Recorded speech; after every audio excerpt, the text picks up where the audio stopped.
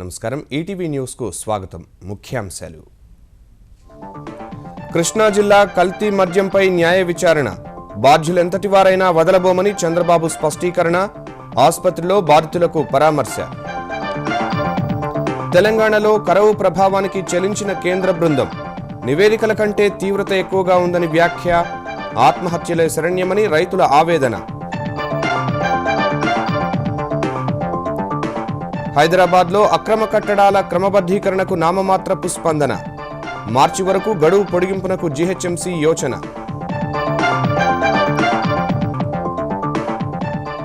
తెలంగాణ డిఎస్సిలో ఏకీకృత విధానానికి కసరత్తులు ఒకే ప్రశ్నపత్రం వేతనాలు సర్వీసు నిబంధనలు ఉండేలా ప్రతిపాదనలు చెన్నై వరద బాధితులకు బురద కష్టాలు పేరుకుపోయిన వ్యర్థాలతో వ్యాధుల భయం సాధారణ స్థితికి ఇంకొన్ని రోజులు పడుతుందన్న జయలలిత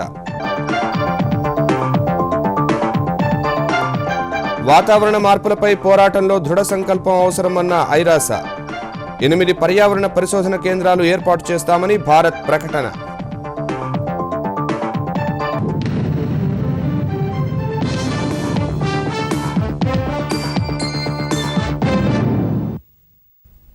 విజయవాడ కృష్ణలంక కల్తీ మద్యం విషాదాన్ని తీవ్రంగా పరిగణించిన ఆంధ్రప్రదేశ్ ప్రభుత్వం నిషా పాపం నిగ్గుతేల్చే పనిలో పడింది.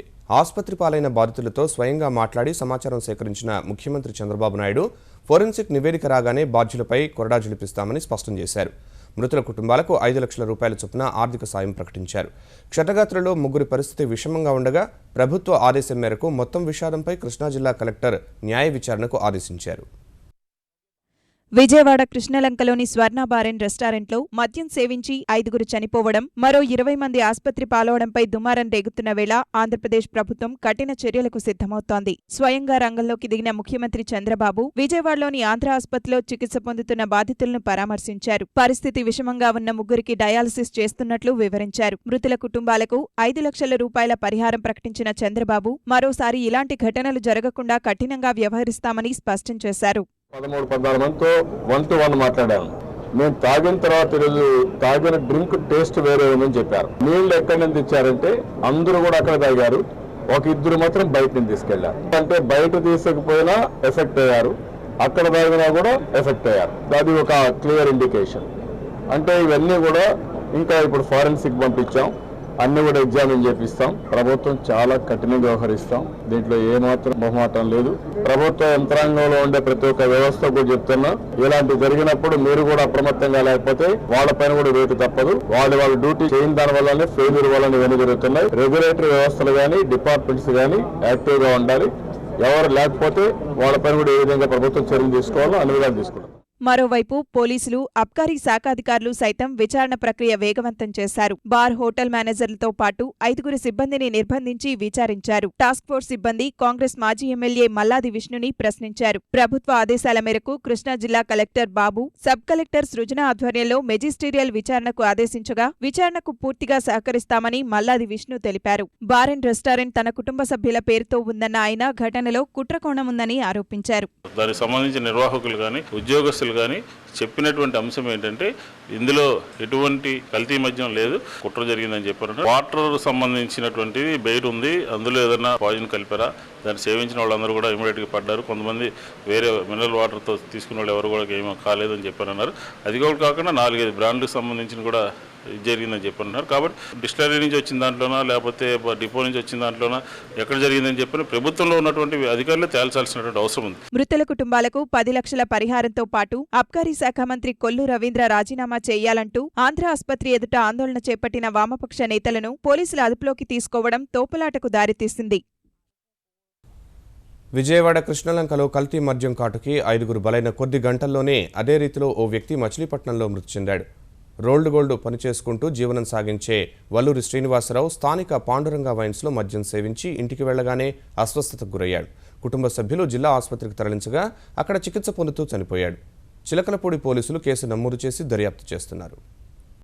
దగ్గర బార్లో గంట వెళ్ళొచ్చి మందు తాగొచ్చిన తర్వాత ఇది ఆల్కహాల్ లాగా ఉందా, నాకు ఏదో అయిపోతుంది, ఆటోలో తీసుకుని వచ్చి హాస్పిటల్లో జాయిన్ చేసాం. 7 ఆ టైంలో ఆయన ఇది అయిపోయాడు. నోటంతా నొరగలు వచ్చి ఆక్సిజన్ పెట్టిన మనిషి కావాలి, చనిపోయాడు.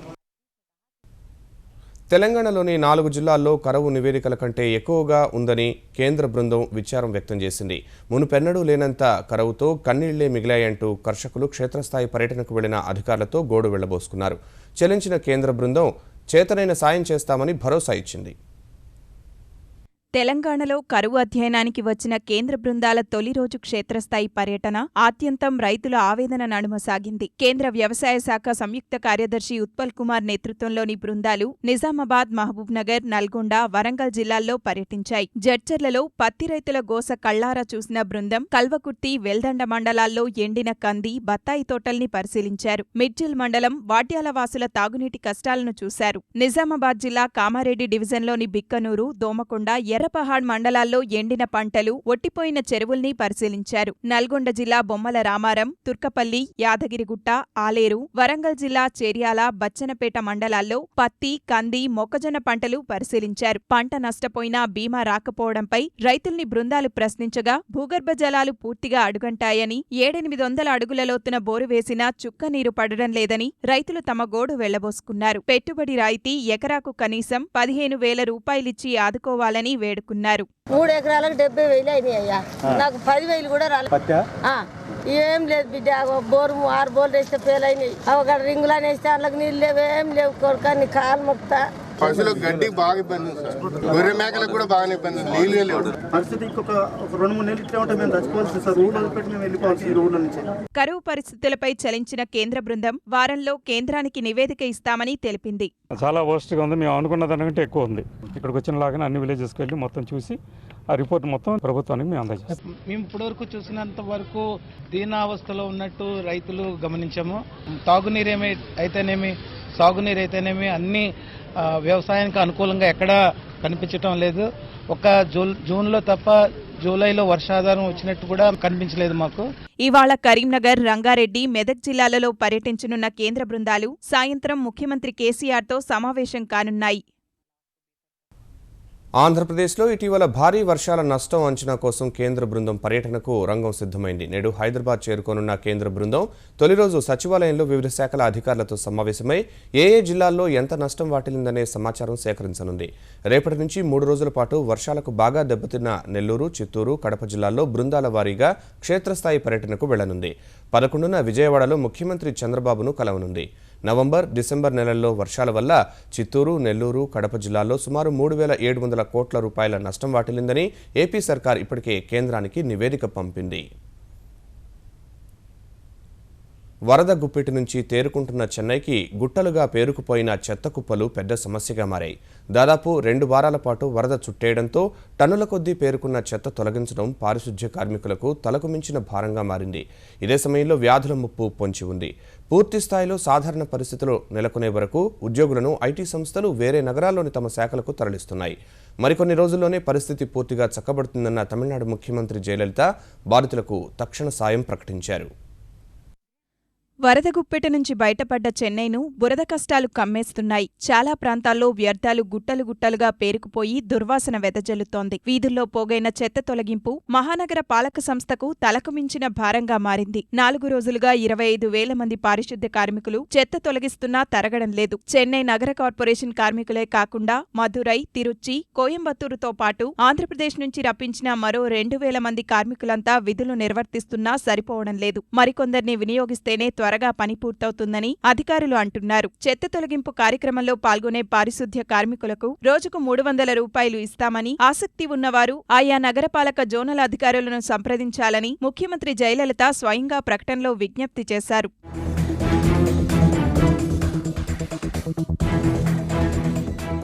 వరద ప్రభావిత ప్రాంతాల్లోని దాదాపు 95% సేవలన్నీ పునరుద్ధరించినా మిగతా 5% అందకపోవడం అసౌకర్యంగానే మారింది. సెల్ఫోన్ సిగ్నల్స్ నాణ్యంగా పనిచేయడం లేదు. విమానయానం, రైల్వే వ్యవస్థలు పూర్తి స్థాయిలో అందుబాటులోకి రావడం ఊరటనిస్తోంది. వరదల కారణంగా మూతపడ్డ ఐటీ సంస్థలు తమ ఉద్యోగులను తాత్కాలికంగా దేశంలోని ఇతర రాష్ట్రాల్లోని శాఖలకు పంపుతుండగా మరికొన్ని ఇంటి నుంచే పనిచేసే వెసులుబాటు కల్పిస్తున్నాయి. రోడ్డు మీద ఇంకా స్టాగ్నెంట్ వాటర్ ఇంకా అలాగే ఉంది. ఆఫీస్కి చేరుకోలేని పరిస్థితి. కాబట్టి కంపెనీ వాళ్ళంతా ఇక్కడి నుంచి బెంగళూరు, నోయిడా ఇలా డిఫరెంట్ ప్లేసెస్కి అక్కడ ఉన్న ఎంప్లాయీస్ని షిఫ్ట్ చేసి సేమ్ ఇక్కడ చేసే వర్క్ని అక్కడి నుంచి మేము సపోర్ట్ చేస్తాం అన్నమాట. ఇప్పుడు నేను చెన్నై వదిలి, మా ఆయన్ని వదిలి, మా పాపను వదిలి హైదరాబాద్ వెళ్ళి వర్క్ చేయాలి అంటే నాకు కూడా ఫ్యామిలీ మీద ఉంటుంది కదా, బట్ నో ఆప్షన్, వెళ్ళాలి, చేయాలి. అటు వరదలు సహాయక చర్యలపై ఉన్నత స్థాయి సమీక్ష నిర్వహించిన తమిళనాడు ముఖ్యమంత్రి జయలలిత అన్ని వ్యవస్థలను పూర్తి స్థాయిలో పునరుద్ధరించాలంటే ఇంకొంత సమయం పడుతుందన్నారు. ఇళ్లు కోల్పోయిన వారికి ప్రభుత్వం తరపున శాశ్వత నివాసాలు నిర్మించి ఇస్తామని భరోసా ఇచ్చారు.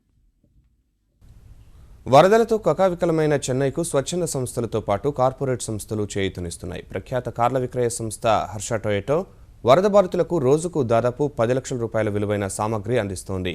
హర్ష టొయోటా ఉద్యోగులు ప్రభుత్వ అధికారులను సంప్రదించి ఇప్పటివరకు సాయం అందని ప్రాంతాలకు వెళ్లి ఆపన్న హస్తం అందిస్తున్నారు. కాంచీపురం జిల్లాలోని పள்ளிకరణై, తిరువళ్లూరు జిల్లాల్లోని పలు గ్రామాలు, చెన్నైలోని అనాథాశ్రమాలు, అంధ విద్యార్థుల వసతి గృహాలకు సాయం అందిస్తున్నారు. 3 రోజులుగా సాయం చేస్తున్నామన్న హర్ష టొయోటా ముఖ్య కార్యనిర్వహణ అధికారి సాయి కుమార్, చెన్నై నగరం శివారు ప్రాంతాల్లో సాధారణ పరిస్థితులు నెలకొనే వరకు ఆపన్నహస్తం అందిస్తామని తెలిపారు.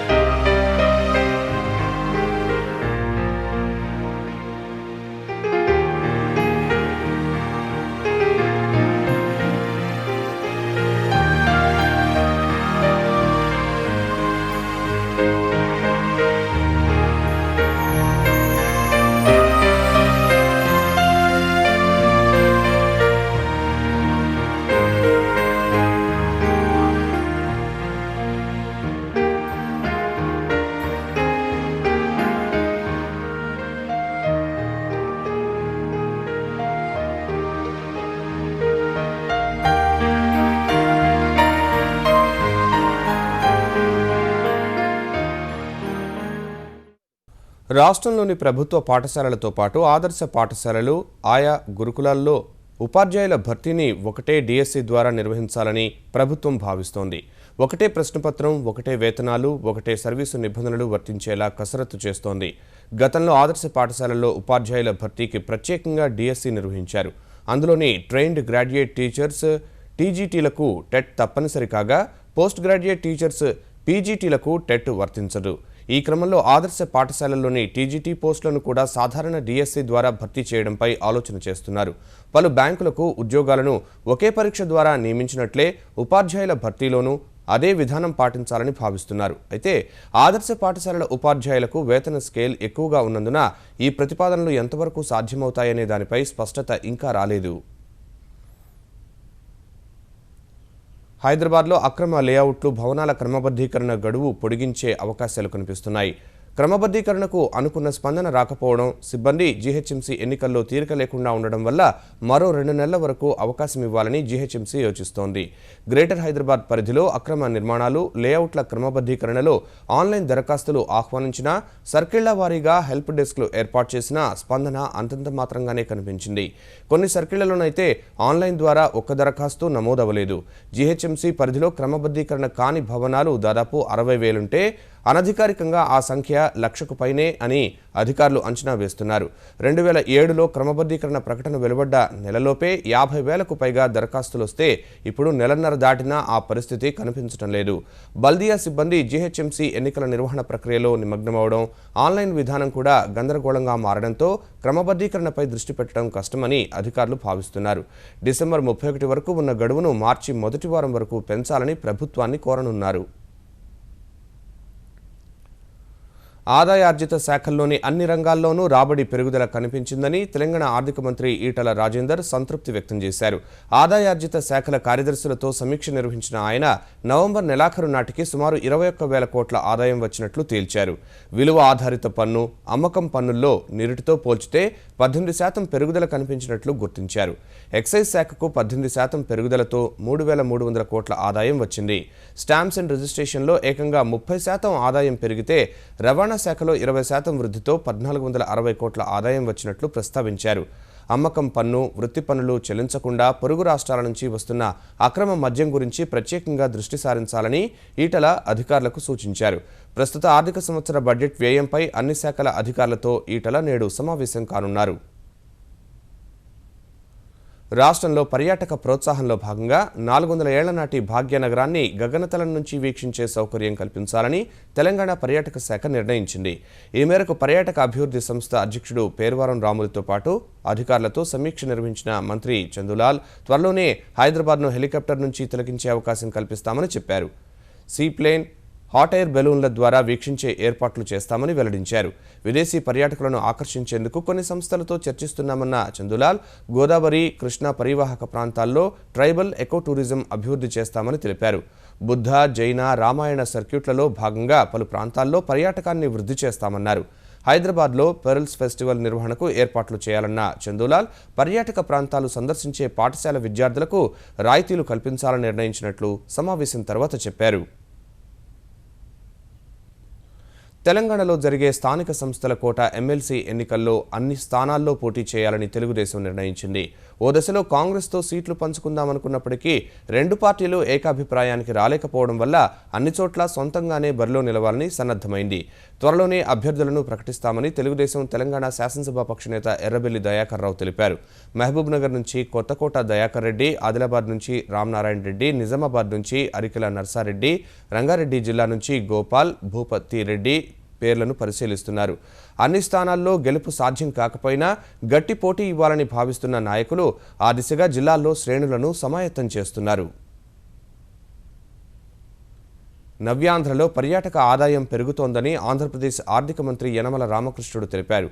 విశాఖలో మంత్రి అయ్యన్న పాత్రుడితో కలిసి ఓ ప్రైవేటు హోటల్ ప్రారంభించిన ఆయన ప్రస్తుతం దేవాలయ, దేశీయ పర్యాటకం వృద్ధిలో ఉన్నాయని చెప్పారు. విదేశీ పర్యాటకులను ఆకర్షించేందుకు నూతన పర్యాటక విధానానికి మంత్రివర్గం ఆమోదం తెలిపిందని యనమల గుర్తు చేశారు. కేబుల్ ప్రసారాల డిజిటలైజేషన్లో కీలకమైన సెట్టాప్ బాక్సులు తయారు చేసే పరిశ్రమను రాష్ట్రంలో ఏర్పాటు చేస్తే ప్రభుత్వ పరంగా సహకారం అందిస్తామని తెలంగాణ నీటిపారుదల శాఖ మంత్రి హరీష్ రావు అన్నారు.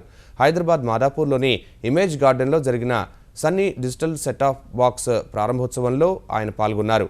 కేబుల్ ప్రసారాల డిజిటలైజేషన్ ఇంకా 40% కూడా పూర్తి కాలేదన్న హరీష్ సెట్టాప్ బాక్సులను ఇతర దేశాల నుంచి దిగుమతి చేసుకోవాల్సి రావడమే దీనికి కారణమని అభిప్రాయపడ్డారు.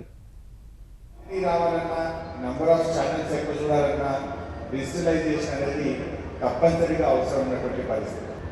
అయితే ఈరోజు మరి నంబర్ ఆఫ్ ఆర్గనైజేషన్స్ రావడంతో కొంత కన్फ्यूजन అయితే మేము కింద కూడా చూస్తున్నాం. तो मैं आपसे भी गुजारिश करना चाहता हूँ, दिल्ली में भी लगाइए, साथ साथ में हैदराबाद में भी साउथ इंडिया के रिक्वायरमेंट के लिए यहाँ भी सेटअप बॉक्स मैन्युफैक्चरिंग की तैयारी के लिए आइए, हम पूरी सपोर्ट देंगे आप. వాతావరణ మార్పులపై చర్చలు తుది దశకు చేరుకున్న తరుణంలో ఐక్యరాజ్యసమితి ప్రధాన కార్యదర్శి బాన్ కీ మూన్ వాతావరణ విపత్తు వస్తోందంటూ ప్రపంచ దేశాలను హెచ్చరించారు. ప్యారిస్లో COP21 సదస్సునుద్దేశించి మాట్లాడిన ఆయన ముంచుకొస్తున్న వాతావరణ విపత్తుపై పోరాడాలంటే దృఢమైన ఒప్పందం కావాలని, సగం చర్యలు అందుకు ఉపకరించవని స్పష్టం చేశారు. ప్యారిస్ వేదికగా తీసుకునే నిర్ణయాలు భవిష్యత్ తరాల్లోనూ ప్రతిధ్వనించాలన్నారు. మరోవైపు పరిమితికి మించి ఉద్గారాలకు కారకులైన వారంతా మిగతా దేశాలకు పరిహారం చెల్లించాలని భారత పర్యావరణ మంత్రి ప్రకాష్ జవడేకర్ డిమాండ్ చేశారు. జీవ వైవిధ్యం, ప్రకృతి వనరులపై వాతావరణ మార్పుల ప్రభావాన్ని ఎప్పటికప్పుడు గుర్తించేందుకు పర్యావరణ పరిశోధన కేంద్రాలు అవసరమన్న ఆయన భారత్లో హిమాలయాలు, పశ్చిమ కనుమలు సహా 8 చోట్ల పర్యావరణ పరిశోధన కేంద్రాలు ఏర్పాటు చేయనున్నట్లు ప్రకటించారు. 150 ఏళ్లలో ఎన్నడూ లేనంతగా కురిసిన భారీ వర్షాలు ఐరోపా దేశాలైన నార్వే, ఇంగ్లాండ్ను అతలాకుతలం చేశాయి. నార్వేలో ఊర్లు, ఏర్లు ఏకమయ్యాయి. రోగలాండ్ కౌంట్ పూర్తి స్థాయిలో జలదిగ్బంధమైంది. మరోవైపు ఉత్తర ఇంగ్లాండ్లోని కంబ్రియా, క్యాండెల్లో ముంపు ప్రాంతాల్లో పర్యటించిన బ్రిటన్ ప్రధాని డేవిడ్ కెమెరూన్ సహాయక చర్యలను సైన్యం, స్థానికులను అడిగి తెలుసుకున్నారు.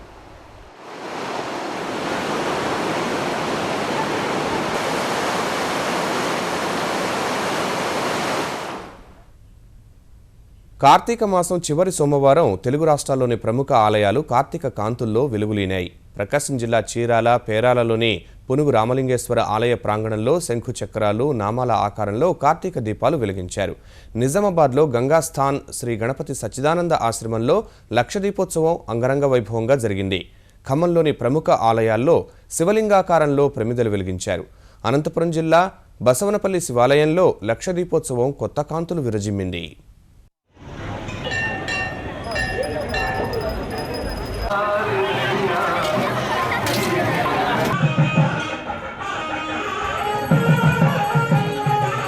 శివాయ ఓం నమః శివాయ ఓం పతయే